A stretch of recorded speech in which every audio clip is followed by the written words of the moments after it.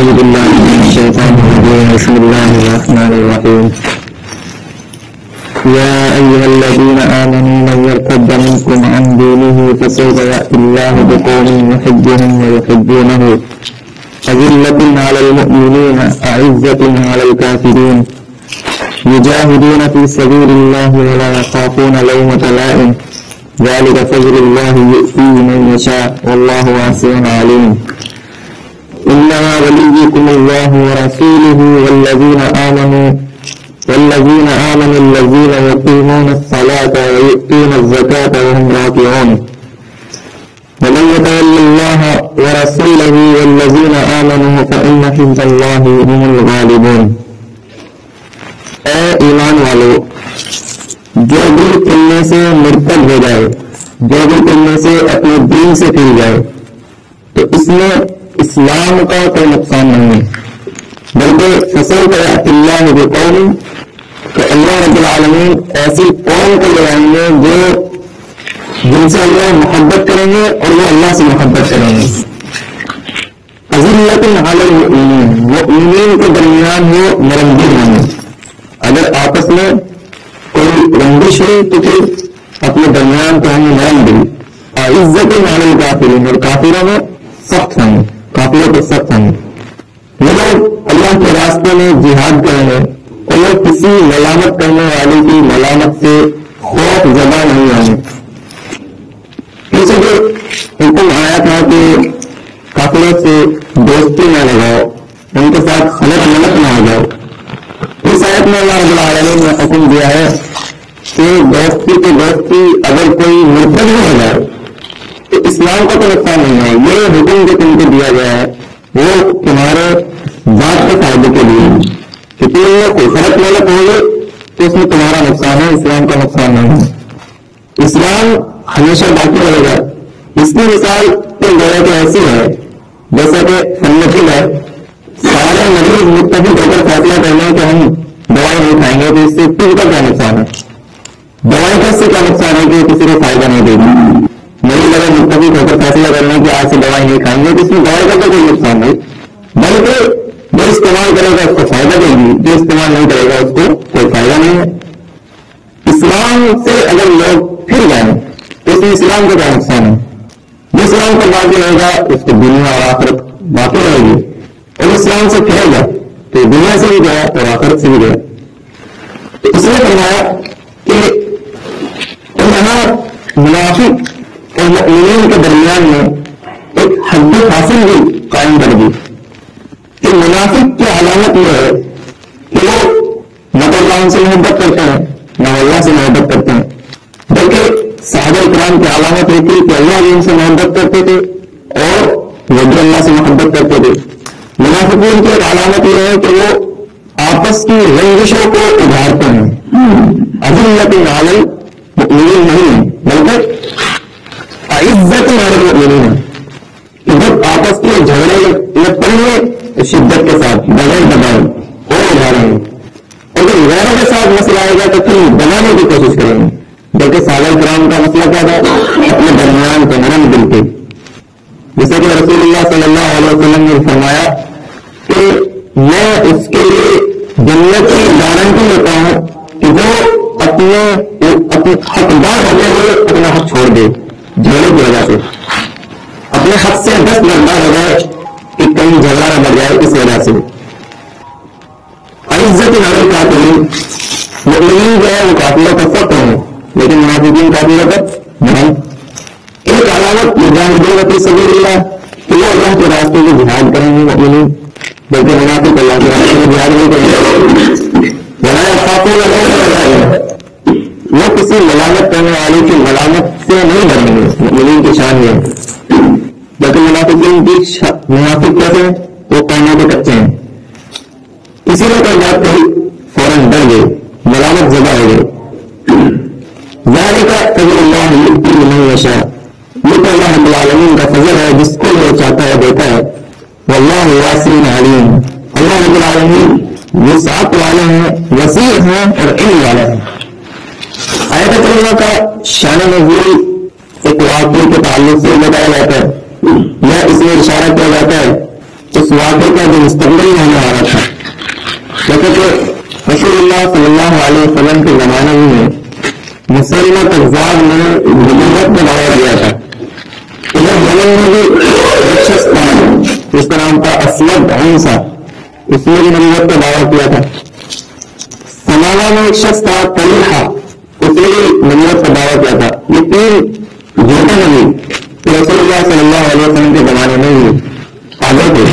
مسلمہ کذاب کے پاس اللہ کے رسول نے صلی اللہ علیہ وسلم اپنا قاصد بھی بھیجا تھا اس کو اسلام کی دعوت دینے کے لیے، لیکن اس نے یہ جواب دے کر واپس بھیجا کہ یہاں کا عرف ہے کہ ہم قاصد کو قتل نہیں کرتے، اگر قاصد کو قتل کرنا جائز ہوتا ہے تو میں تمہیں واپس نہ بھیجتا.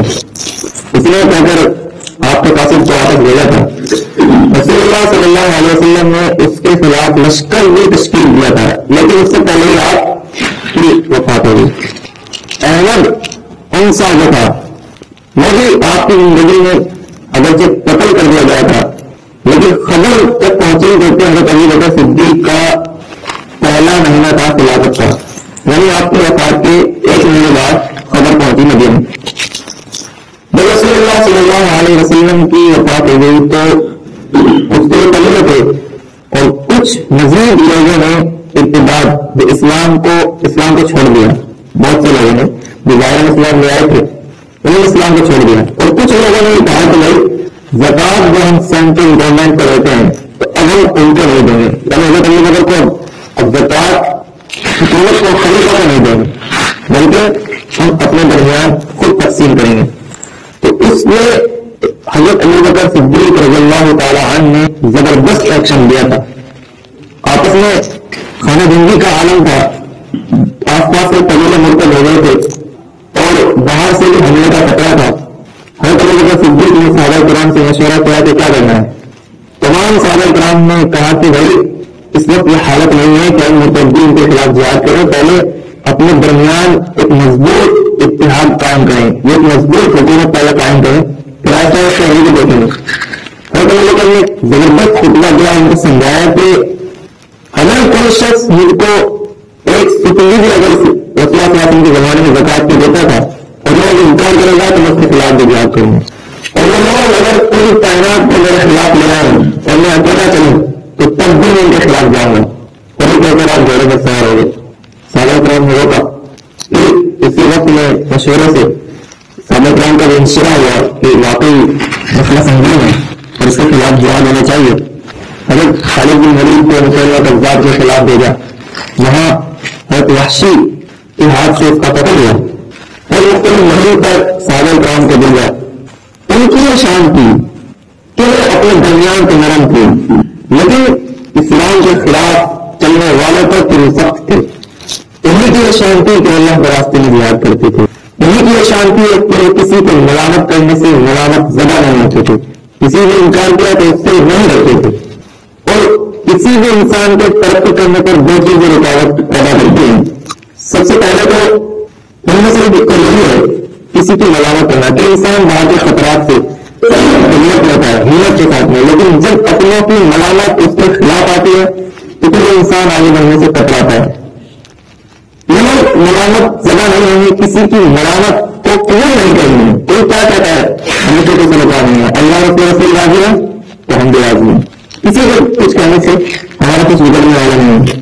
جیسے کہ اگر تعلیم کا واقعہ ہے کہ کسی نے آپ کو گالی دی، یہ کسی لوگ کا ہے، تو ان سے کسی نے کہا کہ آپ کو غصہ نہیں آیا، انہوں نے کہا کہ اگر میں مرنے کے بعد جنت میں چلا جاتا ہوں تو یہ گالی میرے لیے کچھ بھی نہیں ہے، اور اگر میرا فیصلہ غضب کے حق میں ہو جاتا ہے تو پھر میرے لیے ایک گاڑی نہیں بلکہ ایک انبار چاہیے.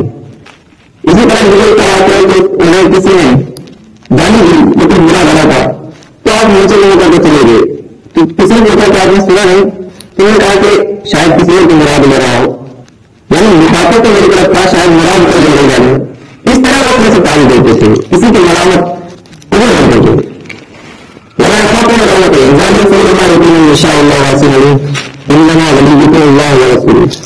دوستی نہیں کرنے کافی رہتے تو دوستی کے قابل کون ہے؟